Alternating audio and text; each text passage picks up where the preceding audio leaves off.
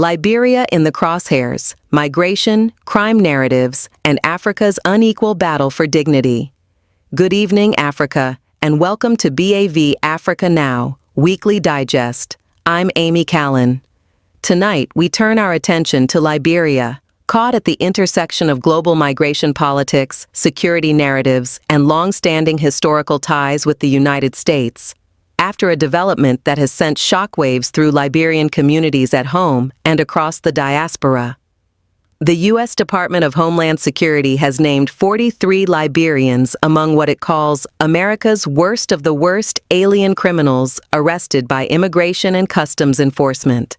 The announcement, reported by the Liberian investigator and authored by Leonard Dodu, lands at a particularly sensitive moment, coming just days after Washington disclosed a suspension of immigrant visa processing for Liberians and 74 other nationalities, effective January 21, 2026. The DHS framing is stark. It lists alleged crimes including armed robbery, aggravated robbery, illegal possession of firearms, drug-related offenses involving cocaine and marijuana, DUI, and other serious violations. The message from Washington is unambiguous. This is part of a renewed immigration crackdown linked to President Donald Trump's mass deportation agenda, with DHS crediting operations under Secretary Kristi Noem for prioritizing the deportation of those deemed most dangerous. But here's where the story becomes more complex and more troubling. Because while enforcement agencies emphasize public safety, the label worst of the worst carries consequences far beyond the 43 individuals named.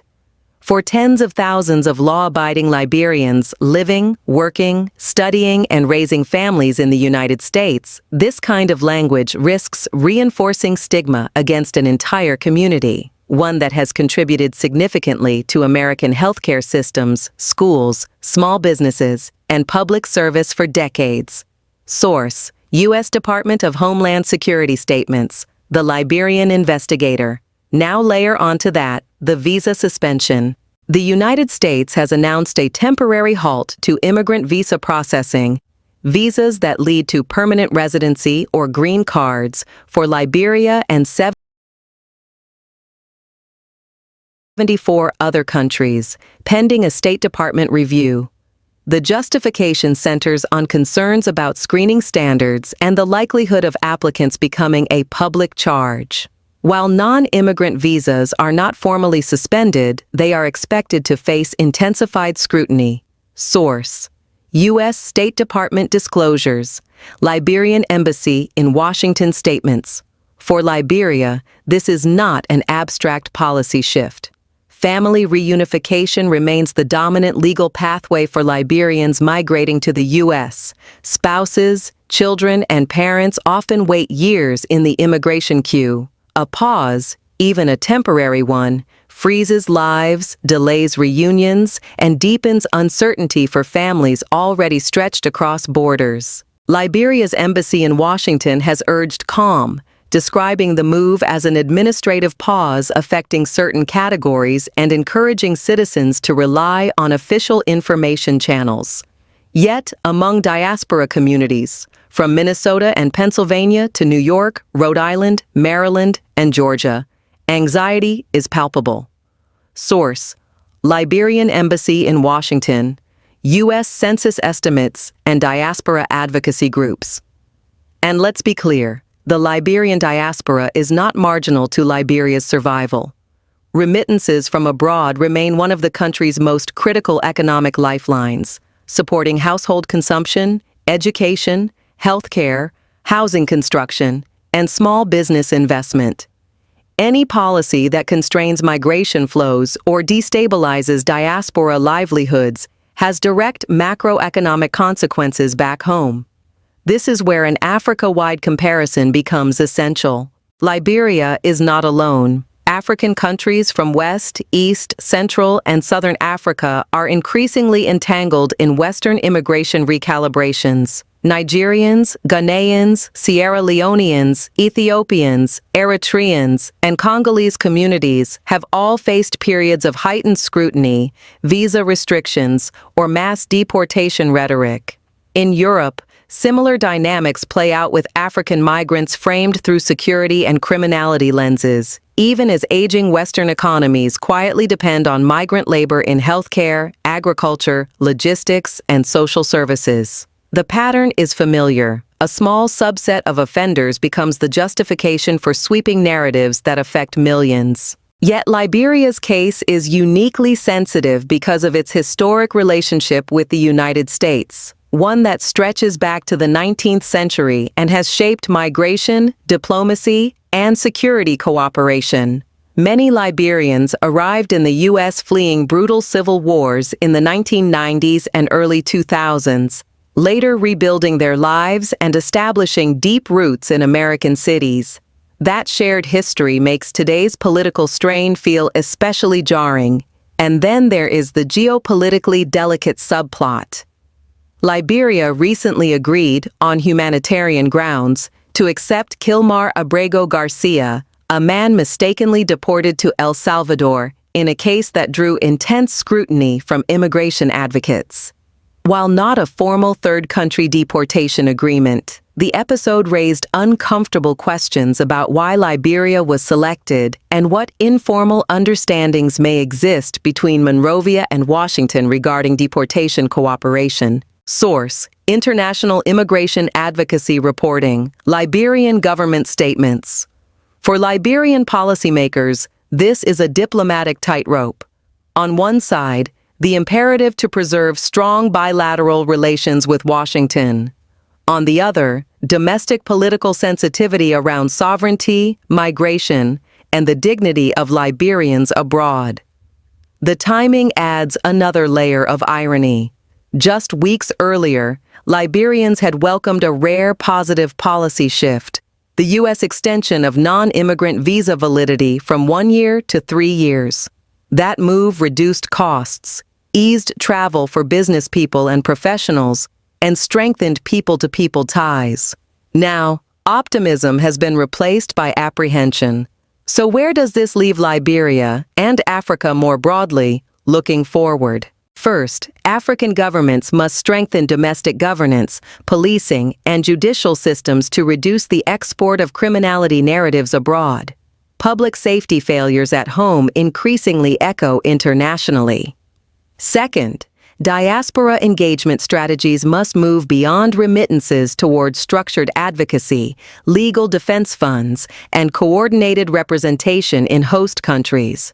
Third, Washington and its allies must confront a contradiction at the heart of their policies, relying on African labor and skills while politically weaponizing migration for domestic gain.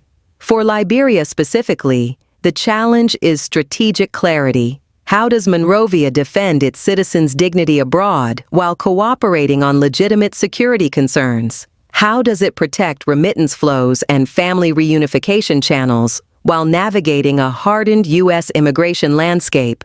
These are not questions with easy answers, but they are questions Liberia cannot afford to avoid. And as Africa watches Liberia's unfolding situation, one thing is certain: migration policy is no longer just about borders. It is about narrative power, diplomatic leverage, economic survival, and the future relationship between Africa and the West. And that story, tonight, is far from finished, because the implications stretch even further into the realm of identity, perception, and power in a world where migration has become one of the most politicized fault lines of the 21st century. For Liberia, the danger is not only policy-based, it is reputational. When a country's name appears alongside phrases like "worst of the worst" in official U.S. government communications, that language travels. It migrates into media headlines, talk shows, social media debates, and eventually into the everyday interactions Liberians face at airports, job interviews, university admissions offices, and even in routine encounters with law enforcement abroad. The risk is collective punishment by association, where the actions of a few are projected onto an entire nationality. This is not a uniquely Liberian experience. Across Africa, similar narratives have emerged at different moments. Nigerians have long battled the global stereotype of fraud, despite being one of the most educated and economically active African diasporas in North America and Europe. Somalis, Eritreans, and Sudanese communities have endured securitized framing tied to terrorism or irregular migration routes. In southern Africa, Zimbabweans and Mozambicans face criminalization narratives in neighboring states during periods of economic stress. The pattern is cyclical. Economic or political anxiety in host countries leads to tougher immigration rhetoric, which then filters down into policy, enforcement, and public perception, often detached from data showing migrants' net contributions to host economies. In the United States, this latest Liberian episode unfolds against a broader domestic backdrop. Immigration has once again become a central political currency, mobilized through language designed to reassure anxious voters about safety and economic competition. But such messaging often glosses over inconvenient facts. Immigrants, including African immigrants, are statistically less likely to commit violent crimes than native-born populations, and they are disproportionately represented in essential sectors such as healthcare, elder care, transportation, and small-scale entrepreneurship. Yet nuance rarely survives election cycles. And that brings us back to the visa suspension. By framing the policy review around the risk of applicants becoming a public charge, Washington is reviving a doctrine that critics argue disproportionately affects applicants from poorer countries, regardless of individual qualifications, education, or family support networks. For African countries like Liberia, where extended family structures, diaspora sponsorship, and community support systems are central to survival, this framework misunderstands social reality. It also raises a deeper question. If legal pathways are narrowed, what pressures does that create? History shows that when orderly, legal migration routes shrink, irregular pathways expand. Desperation fills the vacuum left by policy restriction.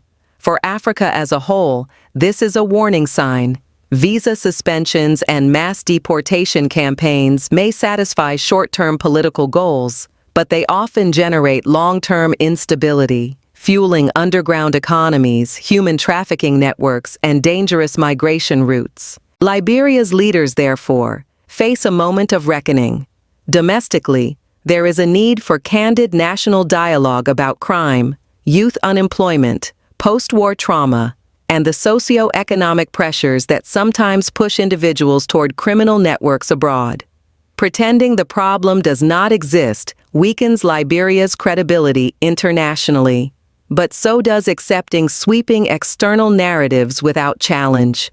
Diplomatically, Monrovia must invest in proactive engagement, requesting data transparency from U.S. authorities, pushing for disaggregated statistics that distinguish individual offenders from broader communities, and reinforcing bilateral cooperation on rehabilitation, reintegration, and lawful migration pathways. There is also a role for African regional institutions. ECOWAS, the African Union, and diaspora-focused policy forums have largely remained reactive in the face of Western immigration crackdowns. Yet collective African advocacy, grounded in data, legal argument, and diplomatic coordination, could shift the conversation from criminalization to shared responsibility, from stigma to solutions. And let us not overlook the human dimension. Behind every visa file frozen by administrative review is a real story. A mother waiting to reunite with her children, a student whose academic future hangs in the balance, a family betting its savings on legal migration as a ladder out of poverty. For Liberians, whose modern history is marked by displacement, survival, and rebuilding, these uncertainties reopen old wounds. Ironically, this all unfolds at a time when Africa's global relevance is rising. Demographically, economically, and strategically, the continent is no longer peripheral. African diasporas are bridges, connecting markets, cultures, and innovation across continents. Policies that alienate them may carry costs that extend far beyond election seasons. So the question remains unresolved, and deliberately so. Will Liberia's current predicament become another chapter in Africa's long struggle against external narratives imposed from afar? Or will it trigger a more assertive, coordinated response, one that reframes migration not as a threat, but as a shared global reality requiring shared solutions? Because as this story continues to unfold, the choices made now, by Washington, by Monrovia, and by African leaders collectively, will shape not only migration flows, but the very terms on which Africa engages the world.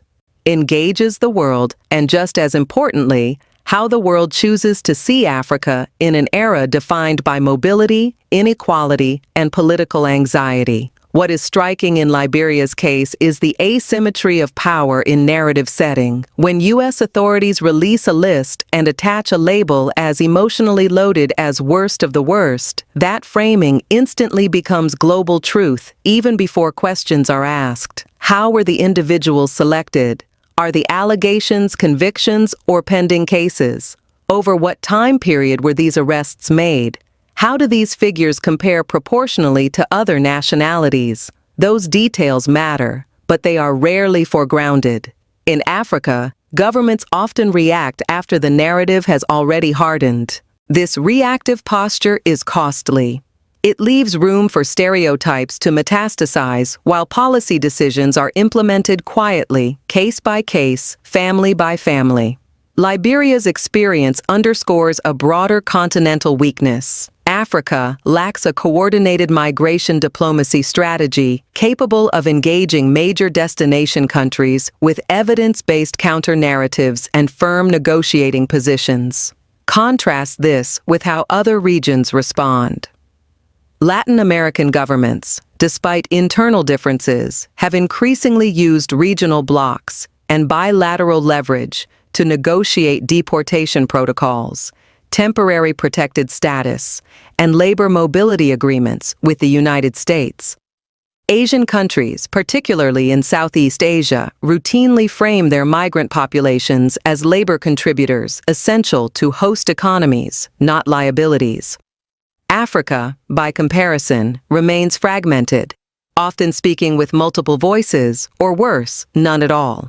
This fragmentation makes individual countries like Liberia vulnerable. And yet, Liberia also holds leverage, quiet but real. The United States values Liberia as a stable partner in a volatile region, a symbol of historical connection, and a country that has consistently aligned itself with U.S. diplomatic priorities.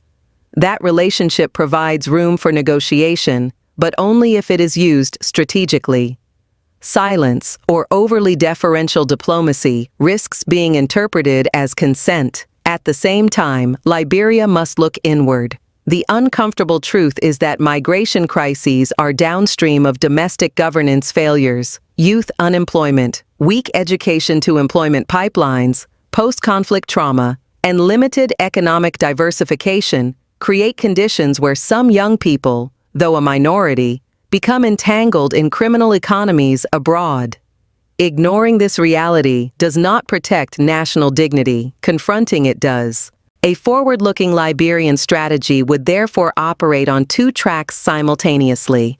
Externally, it would challenge sweeping characterizations, demand precision in language, and push for individualized justice rather than nationality-based suspicion.